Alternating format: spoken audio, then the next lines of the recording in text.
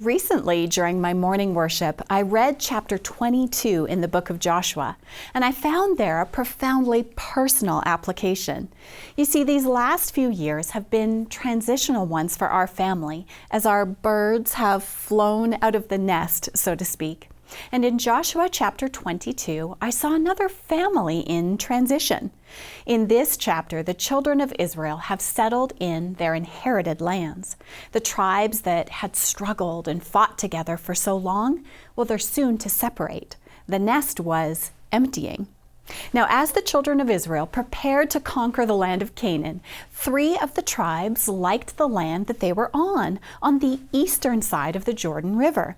These descendants of Reuben, Gad, and Manasseh, well, they approached Moses with an idea. Would it be all right if they settled right here in the vast open lands rather than claiming an inheritance in the land west of the Jordan River? Well, Moses listened and he agreed. Once they helped the other tribes to conquer the land, they could return east of the Jordan and settle there. The heads of each tribe agreed.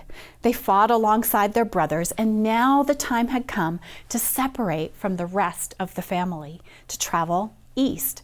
And as they flew out of the nest, Joshua had some words of encouragement for them.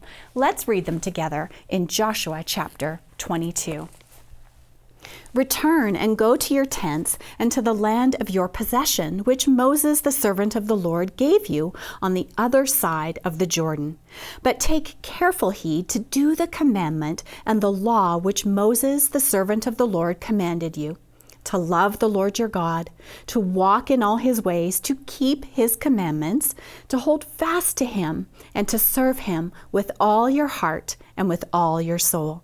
So Joshua blessed them and sent them away, and they went to their tents.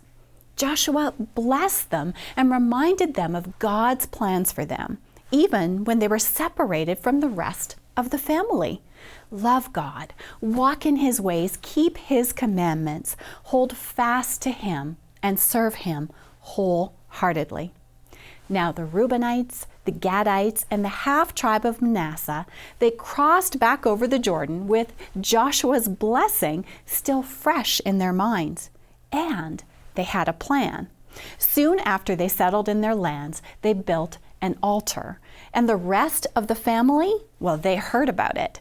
Let's read Joshua chapter 22, picking up now in verse 10.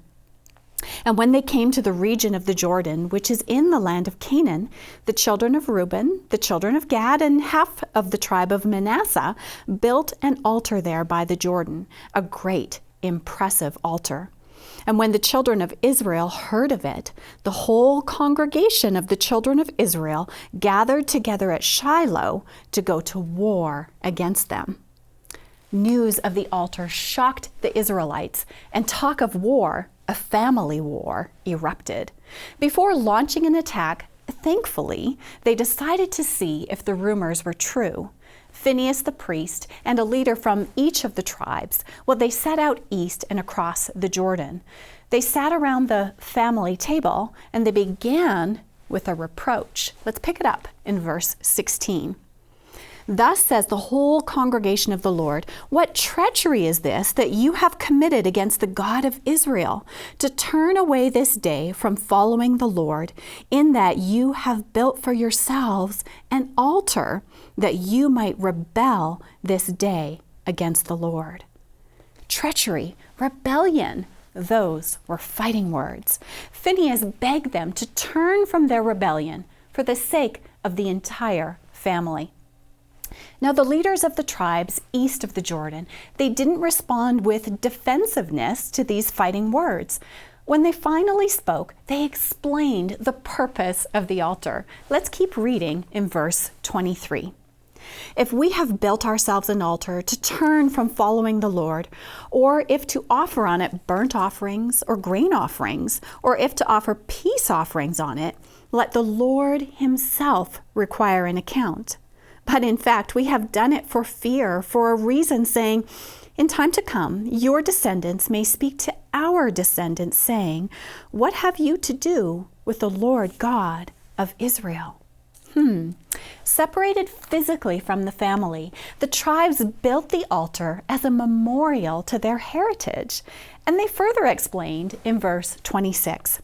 We said, "Let us now prepare to build ourselves an altar, not for burnt offering, nor for sacrifice, but that it may be a witness between you and us and our generations after us, that your descendants may not say to our descendants in time to come, 'You have no part in the Lord.'"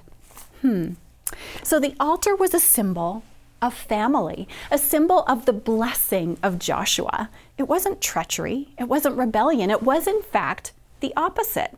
Phinehas and the others around the family table, well, they were pleased. "This day we perceive that the Lord is among us," they said. And so the misunderstanding was resolved, and each went back to their homes peaceably and still as a family. You know, as our daughters have flown out of the family nest and across the proverbial Jordan, we have sent them off with a blessing.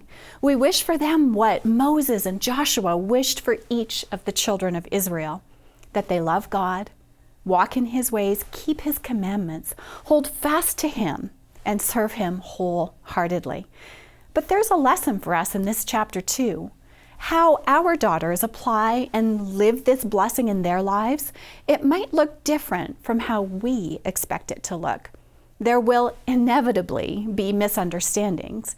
And I pray that when we hear of altars, our family will gather, understand, and emerge recommitted to each other. You know, watching our birds fly out of the nest, it hasn't been easy, but I'm reminded that others have been through this journey before.